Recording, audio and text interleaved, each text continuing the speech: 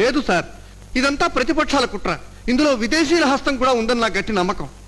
ఆత్మహత్యను హత్యగా నిరూపించి నన్ను నా పరపతిని సర్వనాశనం చేయాలని కుట్ర పన్నిన వాళ్ళ మాటలు నమ్మి ఇంత కఠినమైన నిర్ణయం తీసుకోవడం ఏమీ సమంజసంగా లేదు. చంద్రశేఖరరావు గారు, ఇది కేవలం నా నిర్ణయమే కాదు, పార్టీ తీర్మానం.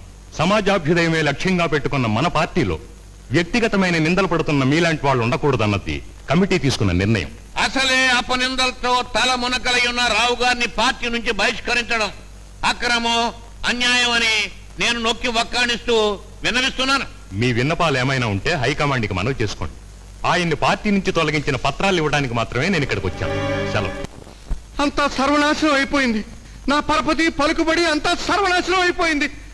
భార్య బిడ్డల కంటే ప్రేమగా చూసుకున్న నా పదవి పోయాక నేను ఎలా బతికేది? నా ప్రజల మొహం ఎలా చూసేది? అబ్బా ఊరుకోండి.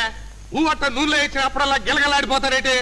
పెళ్ళం పోతే ఇంకో పెళ్ళం రాట్లా, అట్టగా పార్టీ పోతే ఇంకో పార్టీ. మీరేమైనా శీలవంతులైతే కదా? అది కాదండి బాబు, పదవి పోయిన నాయకుడికి బజార్ను పడ్డ ఆడదానికి తేడా లేదండి బాబు. ఇక కుక్కలు చెప్పిన విస్తారులే మా బ్రతుకులు. సత్యం ఫోన్ కూడా మోగింది. హలో, ఎవరండి? అక్కడ ఎంపీ చంద్రశేఖరరావు ఉంటాడు, పిలువు. లేడే ఉంటాడు చూడవయ్యా, సోఫా కిందో కట్టెన్ చాటునో ఉంటుంటాడు. నా పేరు రవని చెప్పు, వస్తాడు. ఆడే రవిగాడ్ మా జబర్దస్తిగా మాట్లాడుతున్నాడు.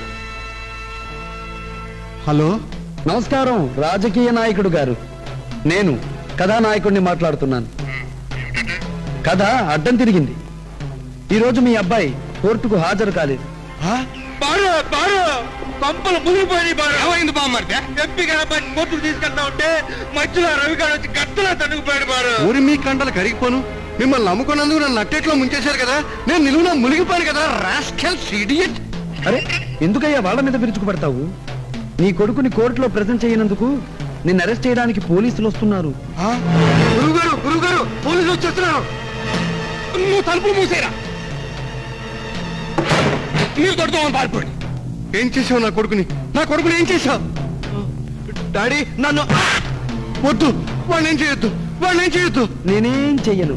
నువ్వు వెంటనే పారిపోలేదనుకో, కటకటాల వెనక్కి వెళ్ళి కన్నీళ్లు పెట్టుకోవాల్సి వస్తుంది. అప్పుడు మన ఇద్దరి మధ్య జరిగిన ఛాలెంజ్ నీకు పోలీసులకు మధ్య మారిపోతుంది. పైగా మా బాబా మీ మీద మంచి కసిగా ఉన్నాడు, అస్సలు వదిలిపెట్టడు. హలో హలో హలో, మీరు పారిపోండి. మీ కొడుకు ఎక్కడున్నా ఎదిగి తెచ్చే పూసి నాది. తేడా వస్తే మట్టలే. ఇలా నేను నమ్ముకునే సర్వనాశనం అయ్యానయ్యా. అబ్బా, పారిపోమంటే ప్రశ్నలేస్తావేంటయ్యా మొగుడా? నువ్వు పారిపో. నువ్వు పదవయ్యా. బొమ్మర్దే, ఇవాళ మన రౌడీ కులానికే తలవంపులు వచ్చేట్టుంది. ఒక్క కుర్ర నాయాలు మనందరి చేత కబడాడించేస్తున్నాడు. చిల్లు నాయాలు, నీ కూతురు మూలంగా నా కొంపలో కలరా వచ్చి పడ్డదిరా. అది క్లబ్బులో గంతులేయటం మానేసి కోర్టులో తైతెక్కలాడింది. దాన్ని ఏం చేయకండి. ఎలాగైనా దాని మనసు మార్చి అది మన తరఫు సాక్ష్యం చెప్పేలా నేను చేస్తాను, ప్లీజ్. అయితే దాన్ని తీసుకురా. తేడా వచ్చిందో మంటర్లే, ఆల్ మటర్స్.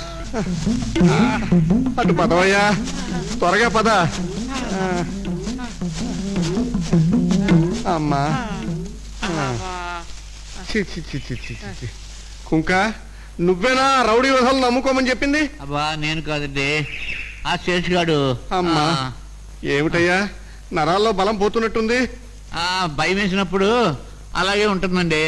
మొట్టమొదటిసారి మా ఆవిడ నా ఒంటిపై చేసినప్పుడు నాకు కూడా ఇలాగే నరాలు జివ్వులు లాగి భయం వేసి డ్యామును పడిపోయానండి.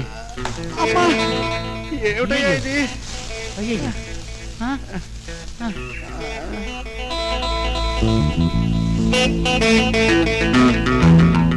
ఏమండో, ఇది మీరు శంకుస్థాపన చేసిన రాయే?